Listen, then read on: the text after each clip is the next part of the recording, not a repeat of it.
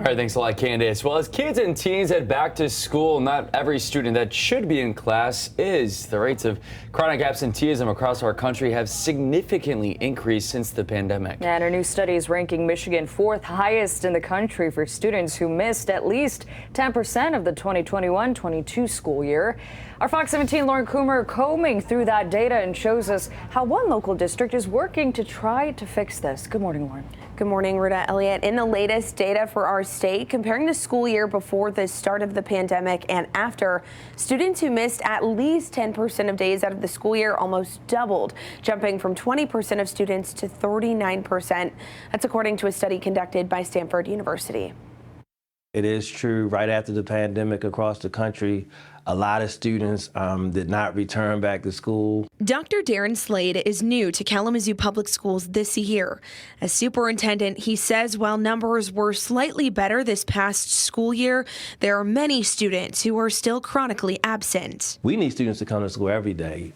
You have to come to school every day if you want to really learn and master the skills. So that's something we're really emphasizing. According to the Stanford study, students didn't return for a variety of reasons. Those examples include transportation issues, illness, finances, school staffing shortages, anxiety, depression, and even feeling unwelcome at school. The data found the growth in being chronically absent did not correlate with Michigan's COVID rates. In most cases, sometimes parents leave to go to work in the morning.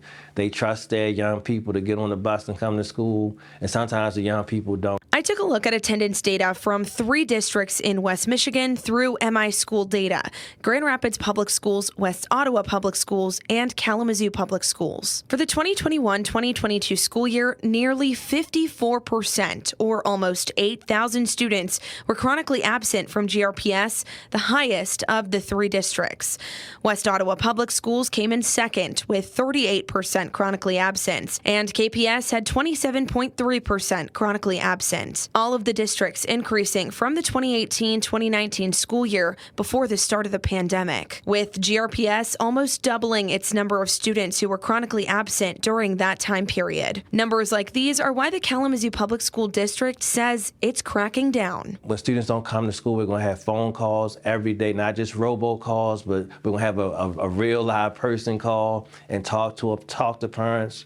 When students don't come to school, we're going to go out and knock on their doors. We're going to do a lot of home visits. The goal is to make sure our students come to school because you can't learn if you're not in school. Breaking down that data into subgroups, between the 3 districts, grade level was not a factor when it came to being chronically absent and was spread throughout all ages. But looking at race and ethnicity across all of the districts, Native American and African American students were most chronically absent before and after the start of the pandemic, while white and Asian students were least chronically absent. Data for Native American as well as Native Hawaiian students was not available in certain districts due to a population of less than 10 students. In all cases for both school years, majority of students who were chronically absent were economically disadvantaged. That's normally the case in most school districts. That's not unique to Kalamazoo or Michigan, but that is true. And I think for whatever reasons, we just want to make sure we focus on all of our students,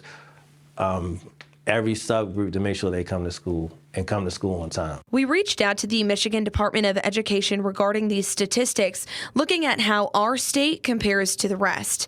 They said in a statement in part, quote, "While we have more to do in local districts to reduce chronic absenteeism, Michigan identified the issue early and took action, including launching a tiered approach to universal support for all students," end quote. They added legislation signed by Governor Gretchen Whitmer this past summer will help provide more support for students and staff in schools to help make schools more welcoming and engaging. In the nearly $20 billion for the School Aid Fund, some of those investments include $150 million for MI Kids Back on Track to fund programs to get students to grade-level academic standards, $328 million for mental health and to improve school safety, and $160 million for free school meals. Even with the extra funding, Dr. Slade says the work starts at the local level, in your district, and at home. My advice for parents is to make sure you're checking your students' classwork. Most districts, including Kalamazoo, you could go online and keep track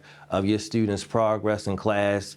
Make sure you are checking to see if students are attending class every day. Make sure you check, especially for high school students, to make sure they're attending every class every day. Dr. Slade added a larger issue than chronic absenteeism is tardiness in their district. He says students are expected to be in their seats when that bell rings. If you'd like to take a look at these numbers and the data in the Stanford study or through MI School data, head to our website, fox17online.com. Reporting live in the newsroom, I'm Lauren Coomer, Fox 17 News.